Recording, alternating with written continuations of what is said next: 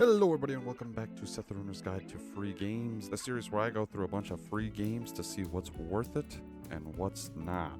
In this one we got 3 new games for you guys to pick from. Let's find out if these games are great or not so great. Let's just jump right into it with the first game. Our first game on the list is Shop Titans, the ultimate RPG shopkeeper simulation game. And you may be wondering, Seth, what in the world does that mean? Don't worry, I'll get into it. But first, we gotta start the game. We start our adventure by creating a pretty bare bones character before getting to talk to Elder Owen. Ah, our new merchant. I've been expecting you. Who takes you to your very own shop. Owen watches you clean your shop before passing you off to the town blacksmith, Wallace. Good morning, everyone. You're the new merchant, aren't you? Who then teaches you how to craft, who then introduces you to Durin, who's... I be the miner around here. I'll be sending ye iron from time to time. And for free? Everyone in this world should become a shopkeeper. There's so much free labor everyone does for you. I mean, we'll get into it, but back to the game. You learn how to make a few items and then sell them, and level up a few more times before you meet Julia the tailor. You're the new shopkeeper, correct? It is an honor to finally make your acquaintance. My skills are at your disposal. Again, for free. Then you go back to standing around and waiting for customers to show up to sell them items and level up a few more times. This is the main gameplay loop, by the way. And then the beginning of my disappointment starts. Make way, your king has arrived. Indubitably. It is I, the great King Reinhold. Feel free to gaze on me in awe as much as you like. My magnificence is, of course, unrivaled, but this shop doesn't look half bad. I made my mind for the discerning shopkeeper like you. Only an exceptional offer will do. Oh, they already want me to pay. I've been in this for 10 minutes. After this happened, it pretty much just clicked in my head that this is like a freemium mobile game system on Steam. And it just kind of left an immediate bad taste in my mouth where I'm like, ugh, I don't want to play this anymore. I'm fine with games having paid content if it's free. But again, this happened 10 minutes in. I didn't get through the tutorial yet. And it didn't even let me learn how to play the game before asking for money. At this point, the gameplay loop was also getting kind of boring. And anytime I tried to do something, someone would just pop up and interrupt me and try and teach me to do something that I could probably either figure out on my own or I've already been doing for the last 15 minutes. I'm trying to sell people! These people keep talking to me and I have a business to attend to. Then finally, some hope came to me when the adventurer showed up. Good day, shopkeeper. I, Ergon, knight in training. I'm patrolling the city to help people in need. Is there something I can assist with? Yes, maybe this guy will bring some actual gameplay. Am I going to get to play as him, wander around in the forest, collect items for my shop?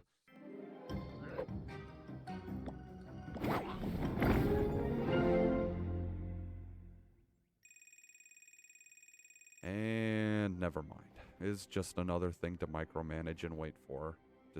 And then if you don't want to wait, you can spend gems to make it go faster.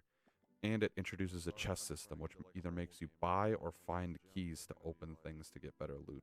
So we have loot boxes on top of the immediate paid things. Again, I'm only 20 minutes in, and this game is already trying to get my wallet out of my pocket as fast as possible. So the main gameplay loop consists of waiting for customers, haggling with them to get more money, and just waiting. Which, if it's your thing, and you want a passive game to click in the background, that's great. But me personally, when I downloaded this game, I was hoping to get more of like a fast-paced, overcooked style game maybe. But instead I got a game that I would expect to be on my phone back in high school. So which kind of brings me back to the main tagline of this game, the ultimate RPG shopkeeper simulation game. I mean, it kind of is, right? I mean, shopkeepers do that. They just kind of sit around and wait. But for me personally, I want to play games to have fun and not just have in the background and passively play. And I think Past Me said it perfectly, so I'm just going to play the clip of when I was actually playing the game. Alright, so it's been about 30 minutes of me playing this game, and I'm honestly bored. It's just a lot of sitting here and waiting for someone to show up to click sell on them. Yeah, it's just me bouncing back and forth between menus and just crafting things, so, and I can't ever do anything because I don't have materials at this point, so it's like I kind of just want to quit. So maybe this is just a game that you, if you like it, you can jump on and do something and then get off, but I don't know, I feel like that'd be better suited for your phone than your computer. That's just my perspective on that. So if you're into that kind of stuff, if you kind of like mobile passive click games, this would probably work for you. Sadly, it's not. Well, it's not sadly. It's not my cup of tea. I don't like mobile games on my computer. So, I tried it. I probably won't play anymore.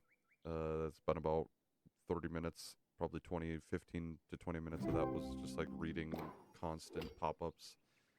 If you guys want to try it out, it is, maybe it'll get better like after you get to like level 10. I don't have the patience right now to do that for this video, so if you want to try it out, links down in the description. On to the next game. And speaking of mobile games, we have our next game, Formula Bwoah. This is an online multiplayer racing game. And I'm gonna be straight up, I downloaded this having no idea what to expect. One of my friends just casually mentioned that we could play this game because we were bored and had nothing to do. And I was like, sure, what can be so bad? 25 minutes later, I regret all my time in this game. From the terrible controls... Oh, fuck you, this is not a Drift King game, okay. Oh my god, I was not even on. What's the e-brake button? To the very awkward driving mechanics. It's just not fun to play on a keyboard, mouse, or controller. I tried both. How do I pit?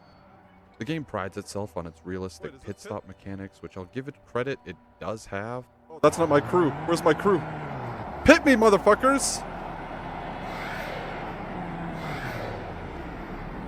Thank you. But that's about it. Come to find out, it was an actual mobile game ported over to PC with a battle pass for some reason. It's safe to say we dropped this game pretty quick after about 2 races. If you want to try it out, go for it. I'm not stopping you, but your busted tires might. Meow. Oh no, the tires are dead. What the fuck? 3 laps my ass. On to the next game.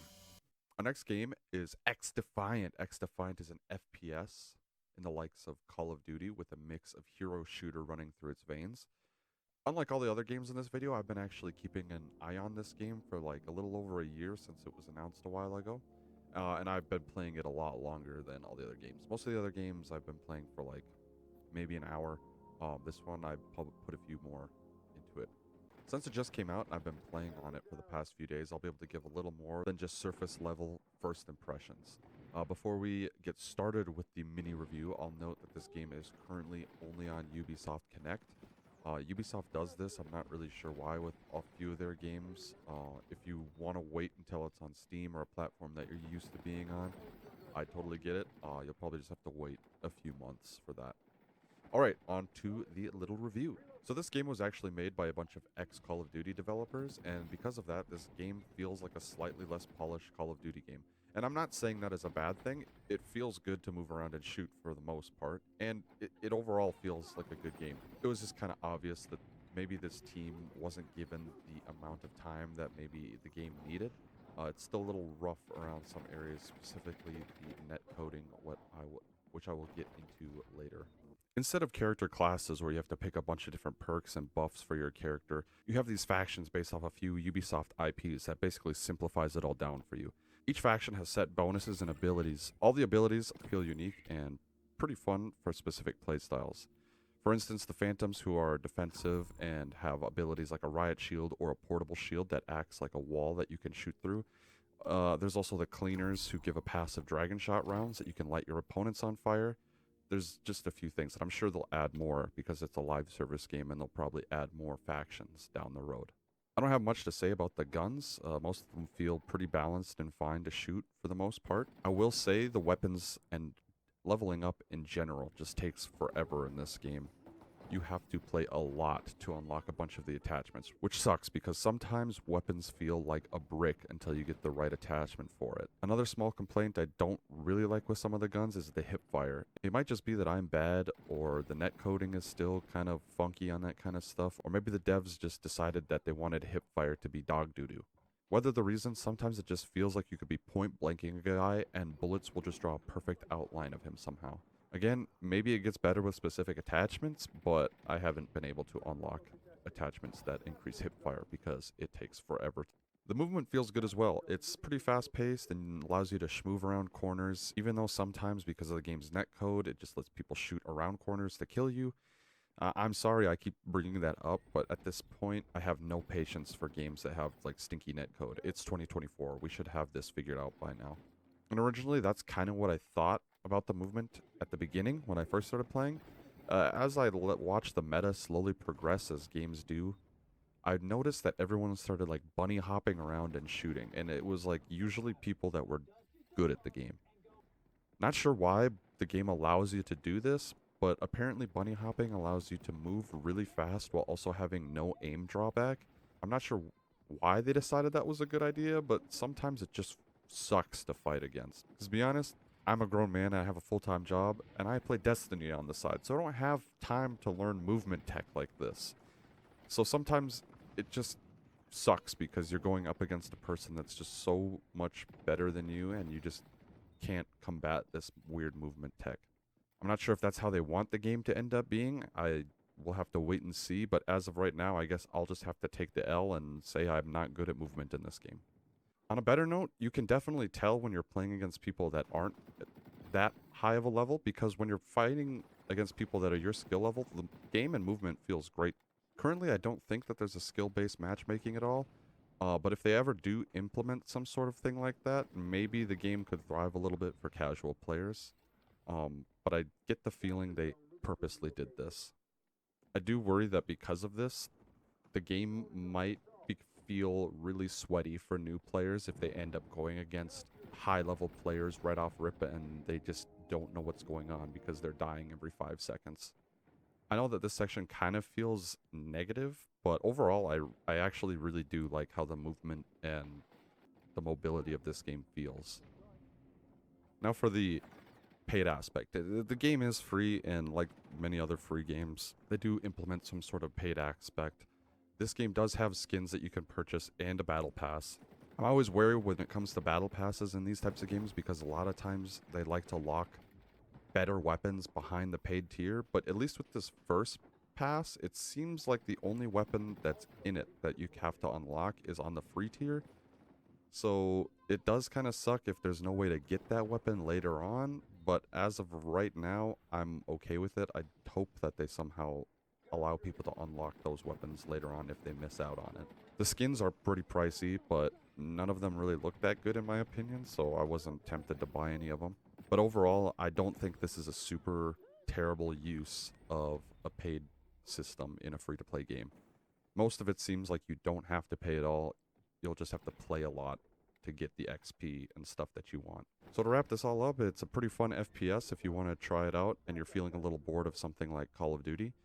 Give this game a try. It does have its overall issues, but hopefully within a few patches, this game will smooth out. Ubisoft, please do not dismantle this game in the next year. I feel like this could actually do something if you let it thrive a little longer.